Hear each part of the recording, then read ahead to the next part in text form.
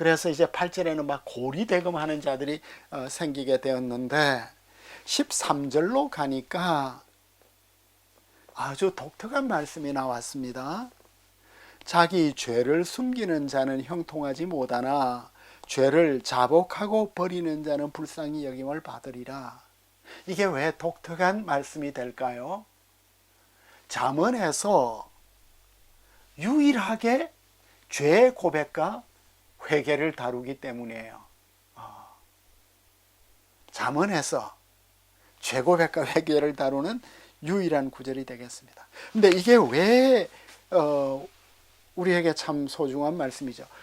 잠언에서는 그동안 의인과 악인밖에 없었잖아요. 그죠? 물론 의인도 가끔 이렇게 실족하기도 하지만 그 의인하고 악인은 캐릭터의 변화가 별로 없었는데 여기에 의인이면서도 이 악을 행하는 우리들의 모습이 여기에 나타나는 것 같아요. 그 중간 존재, 충분히 의인도 안 되고 충분히 악인도 안 되어서 이런 상태에 있는 우리들. 그래서 우리들은 대부분 이런 우리들은 죄를 숨기게 되죠. 죄를 숨기게. 그런데 죄를 숨기려면 어떻게 해야 되죠? 거짓말을 해야 되죠. 계속 거짓말을 늘어놓아야 되죠. 근데 거짓말을 하게 되면 문제가 안 풀리잖아요. 그죠?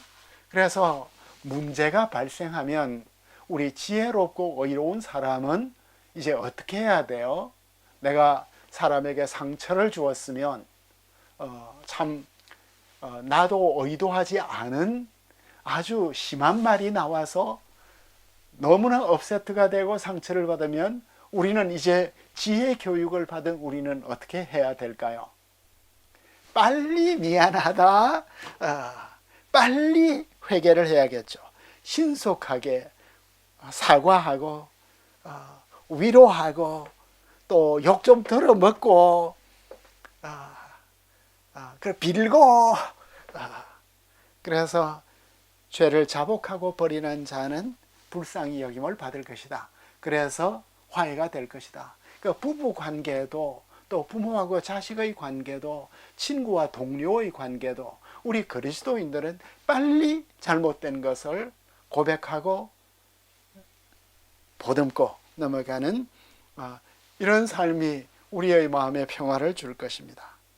17절로 넘어가면 사람의 피를 흘린 자는 함정으로 달려간다.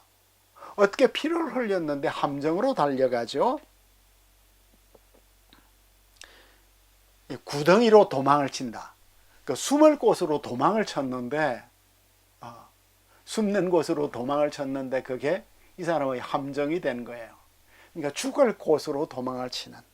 그러니까 피 흘린 죄는 큰 죄잖아요. 그죠?